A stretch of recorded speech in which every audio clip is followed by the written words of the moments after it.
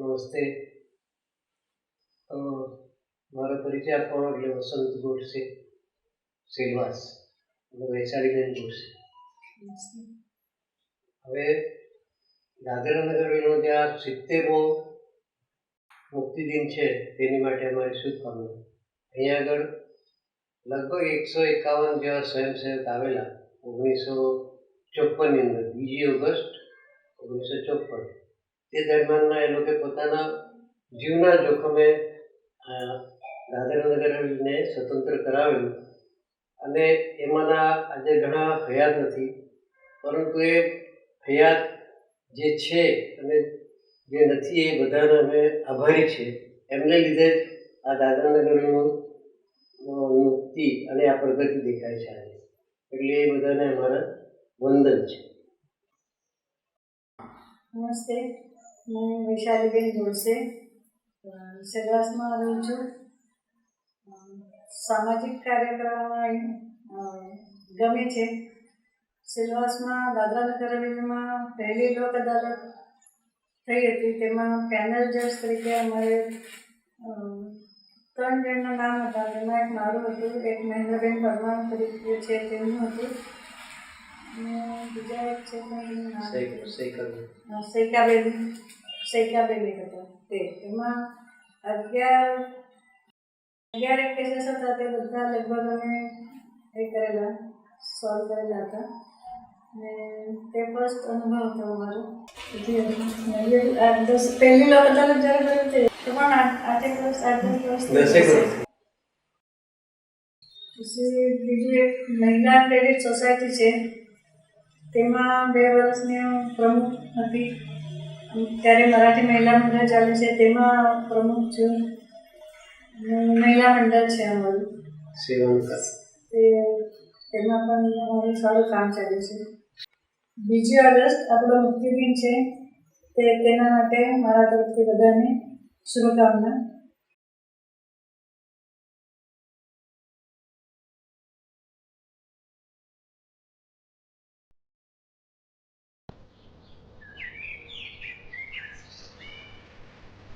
दादरा और नगर हवेली भारत का अभिन्न और महत्वपूर्ण हिस्सा है, जो कि उत्तर की तरफ गुजरात से और दक्षिण की तरफ महाराष्ट्र से सटा हुआ प्राकृतिक सौंदर्य से भरपूर केंद्र शासित राज्य है.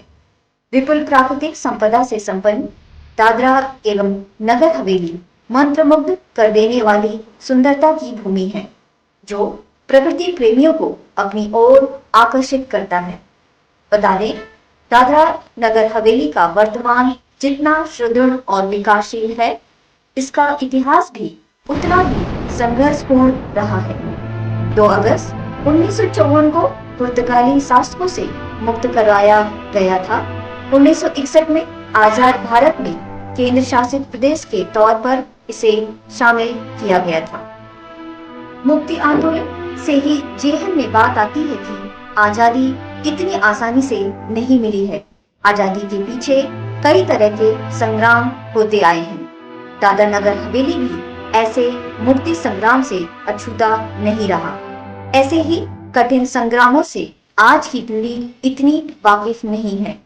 2 अगस्त मुक्ति दिवस के स्वतंत्रता आंदोलन और गौरवशाली इतिहास पर द वॉइस न्यूज पेश कर रहा है खास प्रस्तुति. हम सभी जानते हैं कि कैसे सरदार वल्लभ भाई पटेल ने अपनी दृढ़ इच्छा शक्ति और दृढ़ संकल्प से जूनागढ़ और हैदराबाद की रियासतों को भारत का हिस्सा बना दिया था. जब अंग्रेजों ने अंततः भारत छोड़ने और भारतीयों को शासन सत्ता सौंपने का फैसला किया, तो उपमहाद्वीप दर्जनों रियासतों में विभाजित हो गया और पुर्तगाली और फ्रांसीसी शासन के तहत कुछ बिखरे हुए क्षेत्र थे.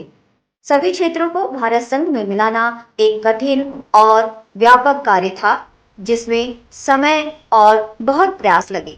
दादरा और नगर हवेली के तटीय क्षेत्र क्रमशः 1783 और 1785 में पुर्तगाली नियंत्रण में आ गए थे. 1818 में तीसरे एंग्लो मराठा युद्ध में मराठा शक्तियों के हार के बाद पुर्तगालियों ने इस क्षेत्र पर नियंत्रण कर लिया और इसे पुर्तगाली भारत के क्षेत्र के रूप में मान्यता दी। राष्ट्रीय स्वयंसेवक संघ आरएसएस के स्वयंसेवकों ने मुक्ति आंदोलन में महत्वपूर्ण भूमिका निभाई, जिसमें लगभग 150 स्वयंसेवकों ने उफनती हुई नदी को अपनी जान दांव पर लगाकर पार किया और दादरा नगर हवेली की मुक्ति की जंग का शंखनाद कर दिया। एक एक करके प्रदेश के हर विस्तार को पुर्तगालियों से मुक्त करवाया, जिसमें पुर्तगाली सैनिकों द्वारा जगह जगह बनाई गई छावनियों को अपने कब्जों में ले लिया। स्वयंसेवकों और स्वतंत्रता सेनानियों के पराक्रम के आगे पुर्तगालियों ने अपने घुटने टेक दिए। कुछ पुर्तगाली सैनिकों ने आत्मसमर्पण कर दिया और कुछ अपनी जान बचाकर भाग गए। 2 अगस्त 1954 को स्वयंसेवकों और स्वतंत्रता सेनानियों की मेहनत, बलिदान और पराक्रम से पुर्तगालियों के क्रूर शासन का अंत हुआ। कानूनी दृष्टि से 2 अगस्त 1954 को पुर्तगाली शासन के पतन के बाद दादरा और नगर हवेली एक स्वतंत्र विस्तार बन गया था। अब जान लेते हैं वर्तमान में दादरा नगर हवेली के बारे में संक्षिप्त रूप से। 2014 में भारत के 15वें प्रधानमंत्री के रूप में शपथ लेने वाले नरेंद्र मोदी के आने के बाद केंद्र शासित प्रदेश दादरा नगर हवेली में अभूतपूर्व विकास की धारा रही है। इस विकास यात्रा में केंद्र सरकार के बाद सबसे महत्वपूर्ण भूमिका प्रदेश के प्रशासक प्रफुल्ल भाई पटेल की रही है। स्थानीय नगरपालिका, जिला परिषद समिति सहित सरकारी तंत्रों को लगातार इनका मार्गदर्शन मिलता रहा है, जिससे क्षेत्र के विकास में लगातार प्रगति हो रही है। प्रदेश में हो रही विकास यात्रा में सिलवासा को स्मार्ट सिटी के रूप में घोषित करने में भी इनकी बड़ी भूमिका रही है।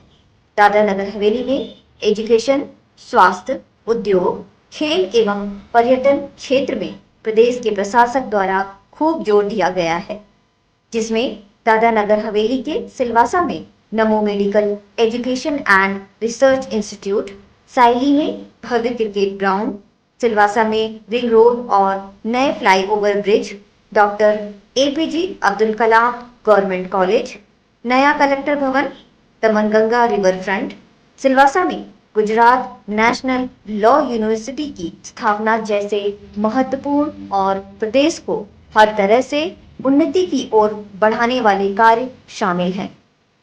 इसके अलावा कई महत्वपूर्ण निर्माणाधीन प्रोजेक्ट वर्तमान में दादरा नगर हवेली की कायाकल्प करने हेतु चल रहे हैं। आदिवासी विस्तार में वनवासी जनजातियों, गरीब और पिछड़ों के उत्थान के लिए भी कई तरह के उम्दा प्रयास किए गए हैं और यह विकास की यात्रा अविरत जारी है। सबका साथ, सबका विकास, सबका विश्वास और सबका प्रयास के साथ ही प्रदेश में विश्व स्तरीय चिकित्सा सुविधाओं सहित जनता के लिए अन्य कई तरह की सहूलियत प्रदान की जा रही है। यहाँ की छोटी बड़ी औद्योगिक इकाइयों को और भी मजबूत करने हेतु प्रशासन कोई कोर कसर नहीं छोड़ रहा है। केंद्र की नरेंद्र मोदी जी की अगुवाई वाली मजबूत सरकार में और दादरा नगर हवेली के वर्तमान प्रशासक श्री प्रफुल्ल भाई पटेल के कुशल नेतृत्व में प्रदेश में नित्य नए आयाम स्थापित हो रहे हैं। 2 अगस्त के इस महत्वपूर्ण दिन पर हम द वॉइस न्यूज की ओर से दादरा नगर हवेली के सभी नागरिकों के उज्जवल भविष्य की कामना करते हैं और संघर्ष से मिली इस बहुमूल्य आजादी की प्रदेशवासियों को कोटि कोटि शुभकामनाएं प्रदान करते हैं। આજે 2 ઓગસ્ટ દાદરા નગર હવેલી મુક્તિ દિવસ તરીકે આપણે મનાવી રહ્યા છે। પ્રદેશની દરેક જનતાને મારી ખૂબ ખૂબ શુભકામનાઓ। સાથે સાથે આઝાદીના લડત માટે નામી અનામી લડવૈયાને કોટી કોટી નમન। જય હિન્દ। नमस्ते, मैं रजनी शेट्टी सिलवासा नगर पालिका की अध्यक्षा के तौर से आप सबको 70वें मुक्ति दिवस की बहुत बहुत शुभकामनाएं देती हूँ। साथ ही साथ दादरा नगर हवेली को आज़ादी दिलाने के लिए जिन्होंने भी जो भी स्वतंत्रता सेनानी है, जिन्होंने भी पार्टिसिपेट किया था, उन सबको हम आज के दिन नमन करते हैं और याद करते हैं। आप सब देख सकते हैं कि दादरा नगर हवेली मुक्त होने के बाद कितना प्रगतिशील हो गया है। जो भी प्रगति हमारे प्रदेश ने की है वो आप सबके सामने दिख रहा है। हमारा सिलवासा आज एक एजुकेशनल हब के तौर से उभर कर सामने आ रहा है। साथ साथ में अच्छी मेडिकल फैसिलिटी के लिए गवर्नमेंट मेडिकल हॉस्पिटल भी बन रहा है, जो एक उच्च स्तर का ट्रीटमेंट सारे मरीज़ों को देने के लिए सक्षम होगा। और आप देख सकते हैं कि सिर्फ पोर्चुगीज़ से मुक्त नहीं हुआ हमारा प्रदेश, आज हमारे प्रदेश गंदगी से भी मुक्त हो रहा है।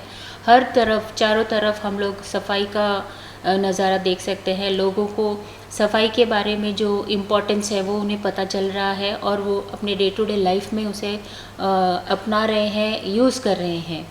और हम लोग पर्यावरण को सुरक्षित रखने के लिए जो सिलवासा जो नाम है, सिल्वन जो कहते हैं, उसको ज़िंदा रखने के लिए हम लोग पुरजोर कोशिश कर रहे हैं।